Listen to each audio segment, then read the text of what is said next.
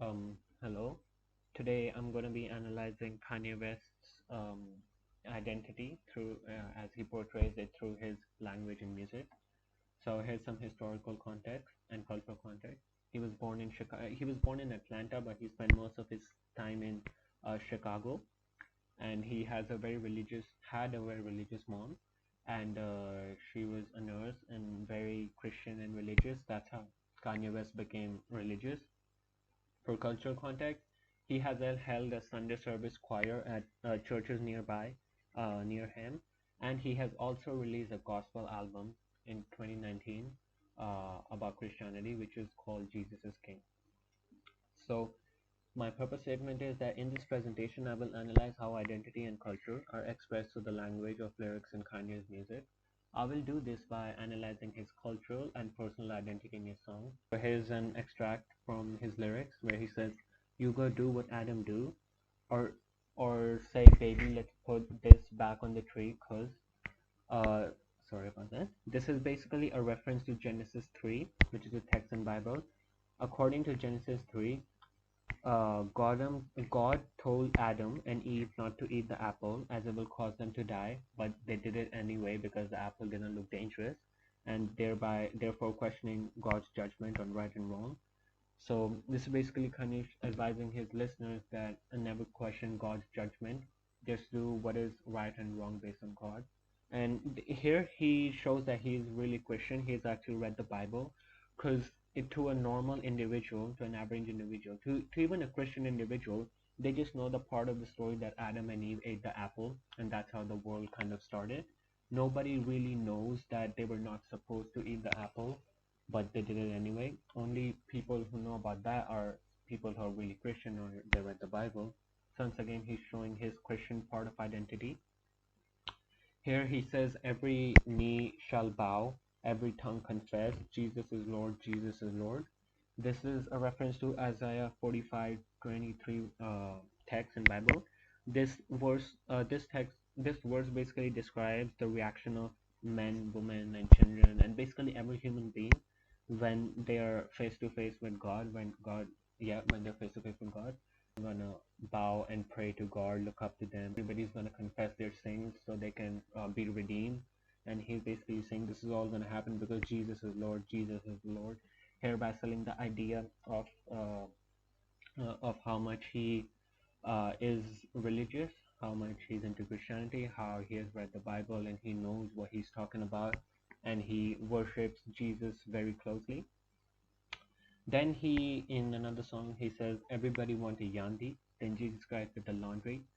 One no, key significant thing in this verse is that basically Jesus Christ is referred to as Kanye West here. So basically, just keep that in mind. So this is a reference to Revelation 7:14 in Bible.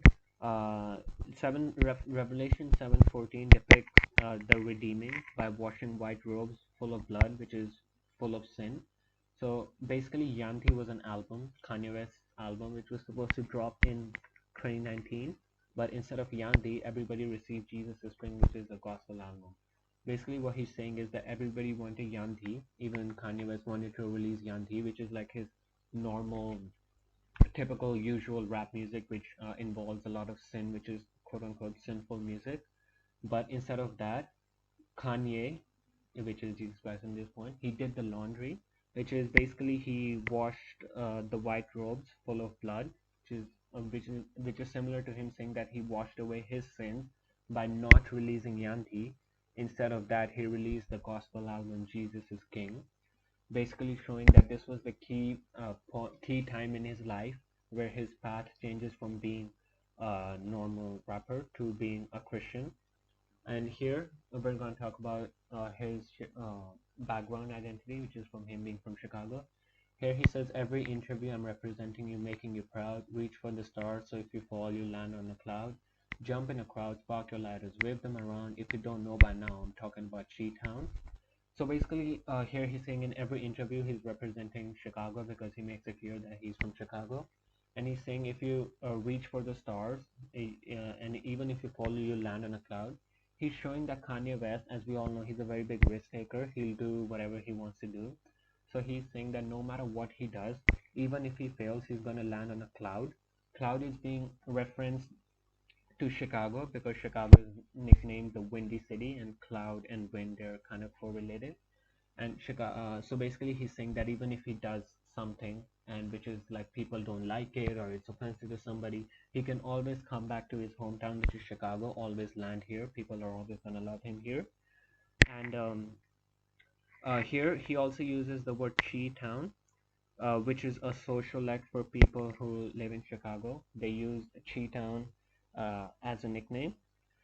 Then in his feature verse from I Don't Like, from a fellow Chicago rapper, Chief Keef, he references a lot of famous celebrities from Chicago, like Bump J, which is a rapper, Derrick Rose or D Rose, which is a basketball player, LEP, which is like a rap group, J Boogie, which is like a hip hop manager, King Louis, who's also a rapper, and Chief Keef, who has this whole song, and he's also a rapper. And these people, they're all from Chicago. And one thing about hip hop, which is very big, is that authenticity is a huge part of hip hop.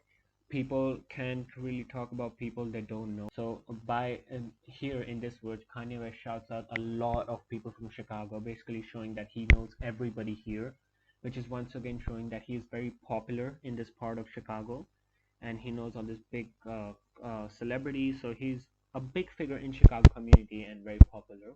Basically, once again showing that his background is from Chicago. So, yep, that was it.